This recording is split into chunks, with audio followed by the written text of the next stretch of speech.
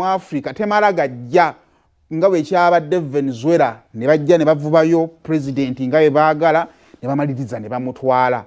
Era bw'ati ategeeza nti amawanga gonna amatono okusobola okwewala ebyabadde Venezuela kyandibadde kikulu nnyo ne beegatta.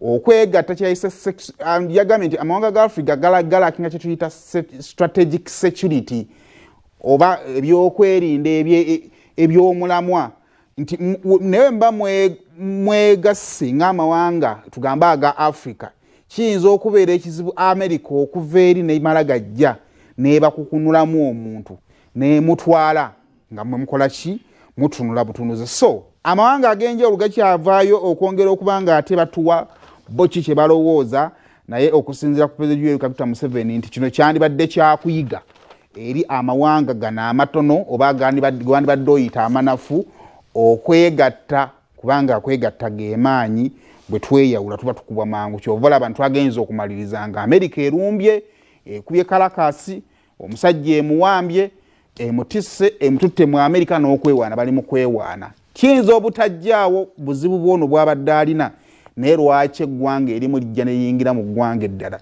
ne likolamu operation zaalyo nga bwe lyagala ne limaliriza ne litambula ne ligenda. So ebyo weebito we biri. Kaakati abantu bangi nnyo naddala abakkiriziganya ne America abaasanyuse oluvannyuma lw'okukwatibwa kwa Maduro era nga abamu ku abo abaasanyuse kwe kuli ne Elon Musk nannyini w'omukutu gwa X.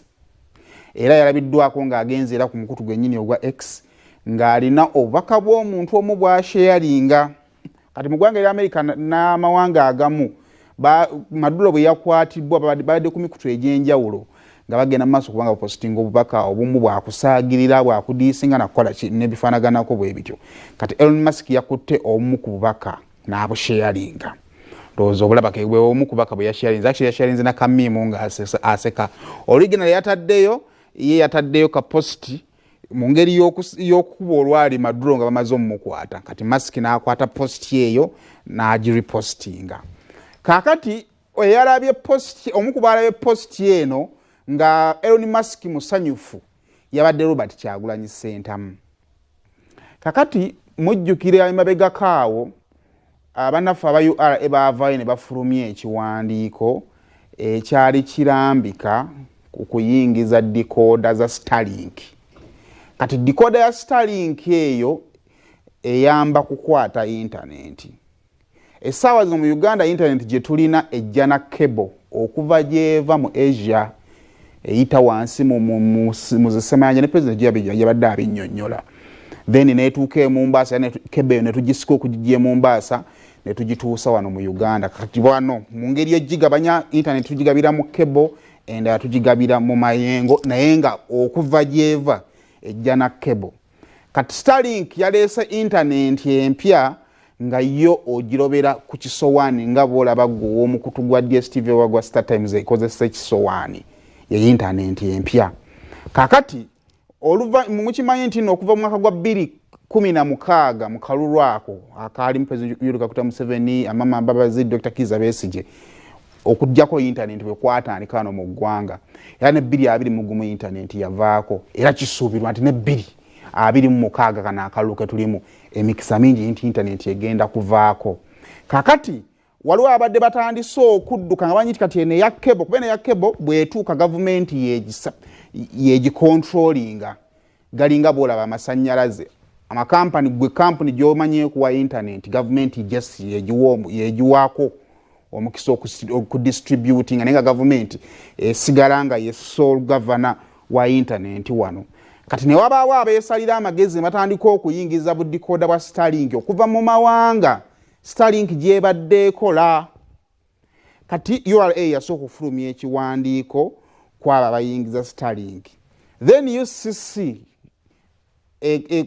egavaninga emikutu wano newandiikira Starlink ng'egitegeeza ku bigambibwa nti mu Uganda waliwo eri mu kuddukanya emirimu gyayo wadde nga UCC tennakkiriza Starlink kukola mirimu gyayo mu ggwanga lya Uganda.